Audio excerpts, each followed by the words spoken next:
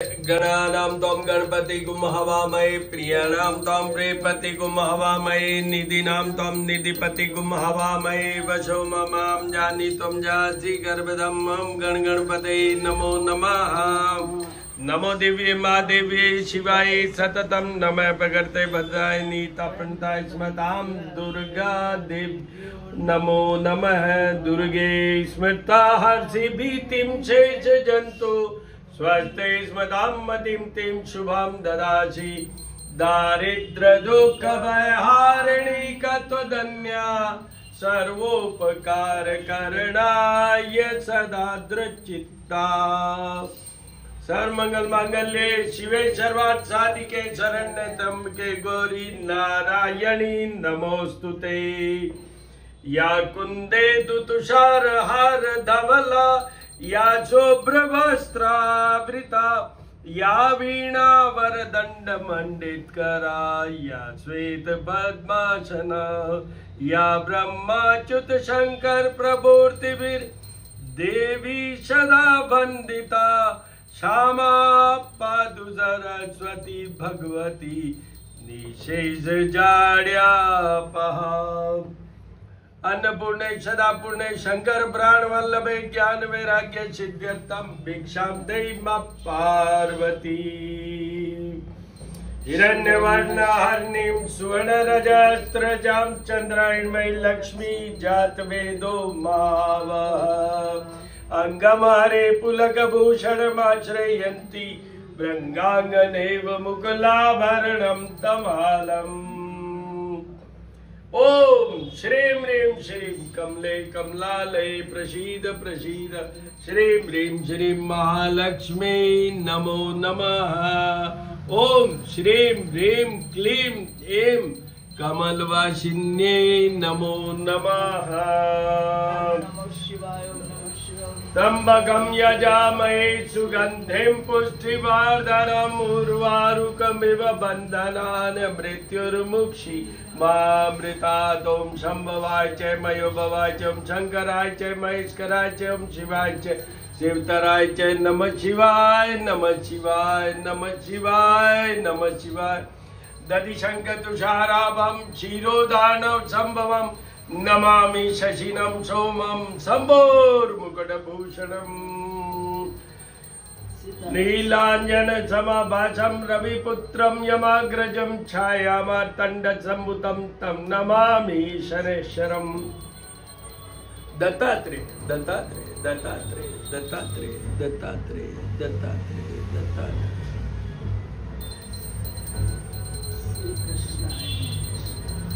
दत्तात्रेय कृष्णाय नमः केशवाय नमः माधवाय नमः।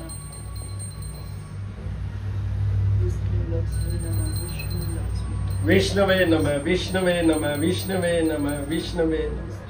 शान्ताकारं भुजगशयनं पद्मनाभं सुरेशं विश्वाधारं गगनसदृशं मेघवर्णं शुभांगं लक्ष्मीकान्तं कमलनयनं योगिर्विद्यानगम्यं वन्दे विष्णुभवहरं सर्वलोकैकनाथम्। श्री राम रामेति रामेति रमे रामे मनोरमे सहस्रनाम तत्तुल्यं राम नाम वरानने। सूर्यदेव जपा कुसुम शंकाशं काश्यपेयं माधुतिं तमोवारि सर्पापग्नं प्रणतोऽस्मि दिवाकरम्। आदित्याय विद्महे भास्कराय धीमहि तन्नो सूर्य प्रचोदयात्। ओं भूर्भुवस्सुवः तत्सवितुर्वरेण्यं भर्गो देवस्य धीमहि धियो यो न प्रचोदयात्। हनुमान अटेल रंगील छबील बड़े जदमोन मारे लंगपति ने कूद समुंदर लाए सजीवन सोच निवार्यो मां जगती ने तुलसी संगठ क्यों न मिटे कोई ध्यान धरो हनुमान जति ने रामदूताय नमः रामदूताय नमः। सीताराम शिव पार्वती सीताराम शिव पार्वती। भम भैरवाय नमः भम भैरवाय नमः। दर्शन कीजिए मार्गशीर्ष का माह रविवार भगवान सूर्य देव की पूजा का विधान, मार्गशीर्ष का माह, भगवान कृष्ण का माह, पूजन कीजिए भगवान कृष्ण का। ओम गणेशाय नमः। कल एकादशी है, कल मोक्षदा एकादशी है। तो मोक्षदा एकादशी के सबसे पहले एकादशी तिथि की बात करते हैं।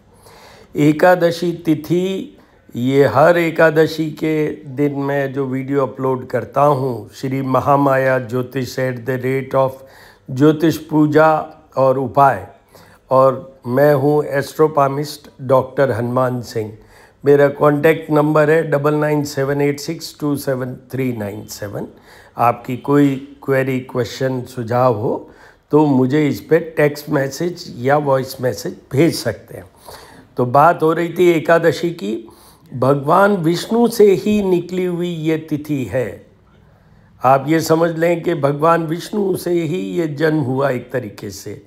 इसकी पूरी कथा के एकादशी कैसे बनी, क्या है, देवी का अवतार है, कैसे हुआ, क्यों हुआ, ये मैंने पिछला जो वीडियो है एकादशी का उसमें बोला है।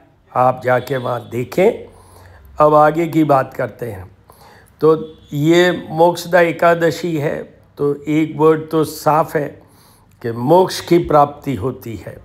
इस एकादशी पे व्रत, उपवास, विधान, पूजा, भगवान विष्णु से जुड़ा हुआ तो भगवान विष्णु की पूजा की, उपासना की ज़रूरत है, तो उससे मोक्ष की प्राप्ति होती है। This Ekadashi takes you right up to the moksha. This is very important. अब दूसरा, अभी मार्गशीर्ष का माह है। ये कंटिन्यूस मैं बोलता आ रहा हूँ कि मार्गशीर्ष के माह में भगवान कृष्ण का पूजा का विधान है। तो इसके साथ ही सुनिए कि मोक्षदा एकादशी को क्या हुआ। मोक्षदा एकादशी भगवान कृष्ण ने जो गीता का उपदेश है, तो इसको गीता जयंती भी कहते हैं। एक दूसरा, भगवान कृष्ण, आप ये दर्शन करते रहिए। देखिए, मत्स्य अवतार है, ये शालिग्राम जी हैं, साथ में तुलसी माँ है। तो ये भगवान कृष्ण, सत्यनारायण जी, विष्णु जी, ये हमारा विग्रह में सब विष्णु स्वरूप जो हैं, रामचंद्र जी, राम परिवार है। तो दर्शन करते रहिए। तो आपको ये बता दूं कि मोक्षदा एकादशी का एक काम हो गया, वो मोक्ष की बात। दूसरा, ये गीता जयंती, क्योंकि गीता का उपदेश भी इसी दिन भगवान कृष्ण ने अर्जुन को दिया था। तीसरी चीज़, भगवान कृष्ण से जुड़ा हुआ मार्गशीर्ष माह भी है और एकादशी, क्योंकि ये भगवान विष्णु के ही स्वरूप है, इसलिए। अब सुनिए, एकादशी में मैं हर बार एकादशी में बोलता हूँ कि आपको चंद्रमा ठीक करना है। जैसे आप वृश्चिक राशि के हैं, जिसमें चंद्रमा नीच का होता है, कमज़ोर होता है, वीक होता है, या आपकी हॉरोस्कोप में 3rd, 6th, 8th और 12th हाउस में प्लेस्ड है मून, उन सब के लिए मैंने कहा है कि एकादशी का व्रत विधान करने से चंद्रमा ठीक होता है। ये भी एक बहुत बड़ा उपाय है चंद्रमा को ठीक करने के लिए, स्ट्रेंथ देने के लिए, कि आप ये एकादशी का विधान करें जीवन भर। अगर आपके जन्म कुंडली में चंद्रमा या तो प्लेसमेंट वाइज या स्ट्रेंथ वाइज वीक है, तो उसका ज़रूर कीजिए। अब सुनिए आप, अब यहाँ क्योंकि इस माह में भगवान कृष्ण का ही मेन पूजा का विधान है, तो सुनिए, जो चंद्रमा होता है उसका मैं हर बार बोलता हूँ, पूर्णिमा को जब वीडियो बनाता हूँ उस समय भी, कि 16 कलाओं से युक्त है। The moon is the only planet who has 16 कला। जैसे सूर्य की 12 कलाई है, हाईएस्ट जिसकी कला कहते हैं, या आप लेमन टर्म्स में समझ लीजिए हाईएस्ट पावर जिसकी कहें, कला मीन्स पावर, वो होती है चंद्रदेव की। भगवान कृष्ण के उच्च के चंद्रमा, तो भगवान कृष्ण ही भगवान हैं वो भी 16 कलाओं से युक्त हैं, वो भी पावरफुल हैं सबसे। इसलिए विष्णु स्वरूप में ये माना जाता है कि ये सब कृष्णमयी है। जितना भी हम विधान करते हैं, चाहे हम भगवान विष्णु का कोई भी स्वरूप का, जैसे ये मत्स्य है, शालिग्राम है, रामचंद्र जी हैं, किसी का भी हम करें तो उसमें भगवान कृष्ण चंद्रमा की तरह ही 16 कलाओं से युक्त है। एक मत के अनुसार उनकी 16,000 पटरानियाँ हुई है। 108 होता है बट 16,000 पटरानियाँ हुई है। 16,000 पटरानियाँ इसलिए कि एक कला में 1000 पल होते हैं, तो 16 कला मीन्स 16,000।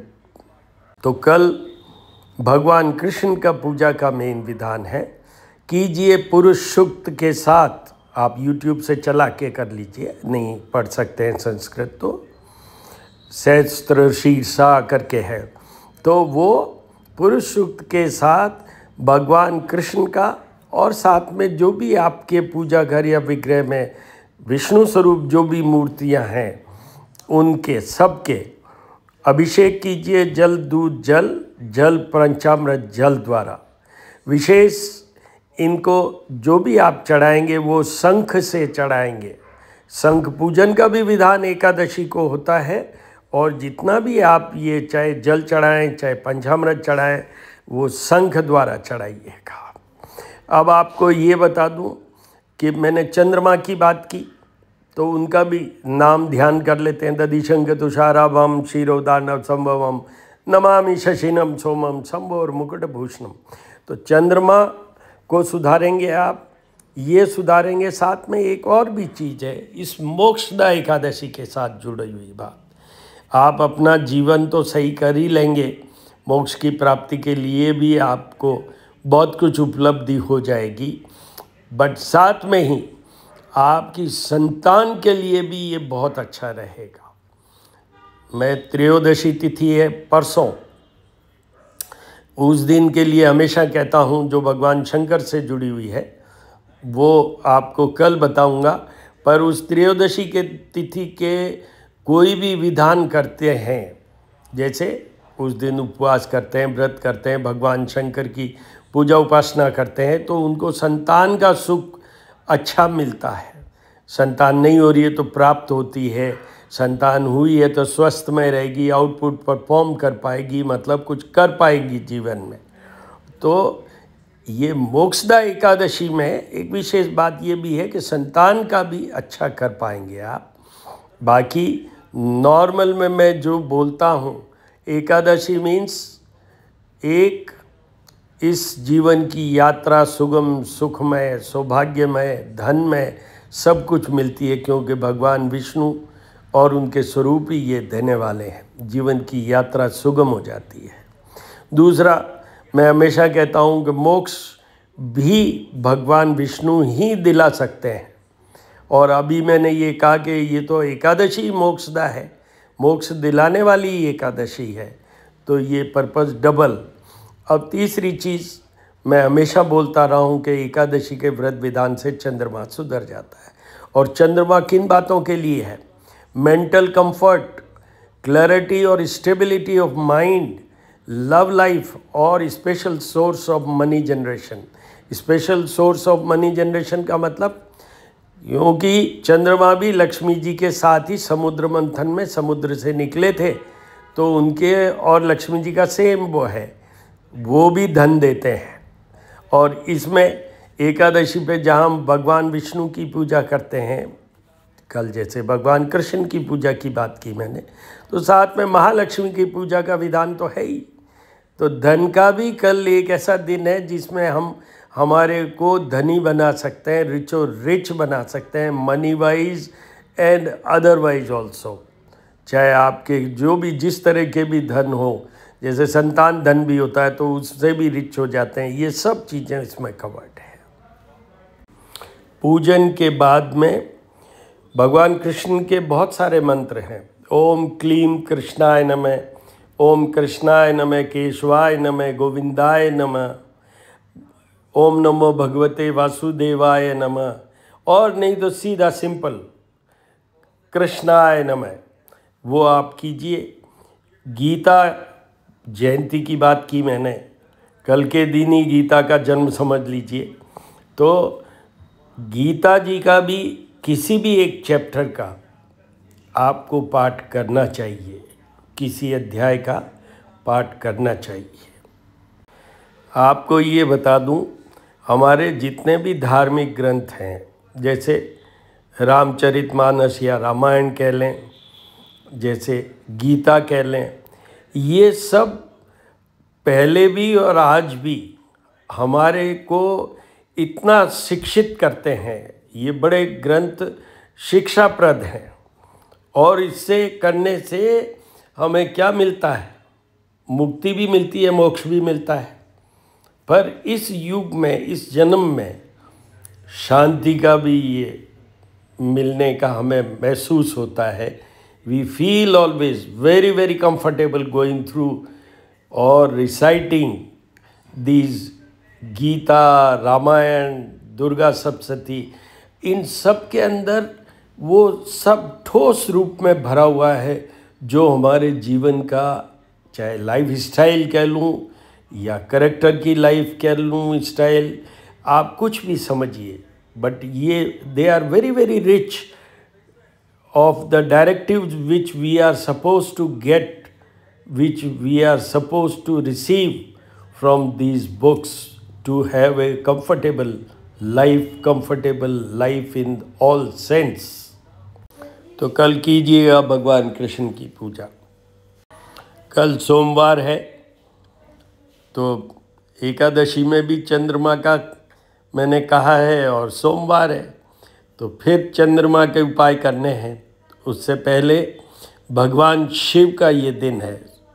भगवान चंद्रदेव का नाम ही सोम है। सोमवार भगवान चंद्रदेव का भी नाम सोम है। ओम सोमाय नमः इनका मंत्र है चंद्रदेव का। भगवान शिव की पूजा उपासना से हमें सबसे पहले है दीर्घायुता की बात है, वो मिलती है। दूसरा, जितने भी हमारे विघ्न होते हैं, जितने भी हमारे दोष होते हैं, जितने भी हमसे त्रुटियां होती है, वो सब को ये भोले भंडारी है, इसलिए ये सब समाप्त कर सकते हैं भगवान शिव की पूजा उपासना से। हमें दोष मुक्त कर देंगे, दीर्घायुता दे देंगे और भगवान शिव से all the 9 planets are controlled. जैसे भगवान कृष्ण शनि को करते हैं, राहु केतु को भी करते हैं, बुध बृहस्पति को भी करते हैं, पर यहाँ तो सारे के सारे ग्रह कंट्रोल हो जाते हैं। तो भगवान शिव की पूजा उपासना कीजिए कंटिन्यूसली। 2 दिन बड़े इम्पॉर्टेंट हैं। कल भी भगवान शिव का ही दिन है, सोमवार है, और परसों तो त्रयोदशी तिथि है जो भगवान शिव से जुड़ी हुई है। इस बार मंगल प्रदोष है, उसके लिए कल बात करेंगे। ओम नमः शिवाय। आज रविवार है, भगवान सूर्य देव की प्रार्थना का विधान है। उनके साथ ही हनुमान जी महाराज की प्रार्थना का भी है। उनके भी पूजन का आदित्य हृदय स्तोत्र के साथ अभिषेक किया। और भगवान सूर्य देव को सुबह सुबह जल तो चढ़ाना ही होता है, 3 बार चढ़ाना होता है। सूर्य देव अभी वृश्चिक राशि में है। सूर्य, मंगल और बुध और आने वाले टाइम में शुक्र भी, ये सब साथ में ही चल रहे हैं, नहीं तो साथ में अभी आ जाएंगे, पर सूर्य और मंगल अभी साथ हैं। इसका ऑलरेडी वीडियो अपलोडेड है श्री कर्णिक ज्योतिष एवं वास्तु शोध संस्थान पर। आप वहां जाके यूट्यूब चैनल पर देखिए कि सूर्य वृश्चिक राशि में आपके ऊपर क्या प्रभाव डालेंगे, उससे आप देख लीजिए। उसमें कोई क्वेरी क्वेश्चन हो तो 9978627397 से बात कर लीजिए। Sun is a planet for healthiness, for administrative favours and for protecting your married life, because it's a planet for separation.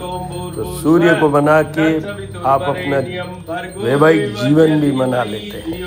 तो वो आप देख लीजिए, वहाँ पर आपको ये सूर्य वृश्चिक राशि में होते हैं 16 दिसंबर तक रहेंगे। तो आपको क्या क्या वो प्रभाव डालते हैं आपकी जॉब के लिए, आपके हेल्थ के लिए और आपकी मैरिड लाइफ के लिए। मेन तो यही है।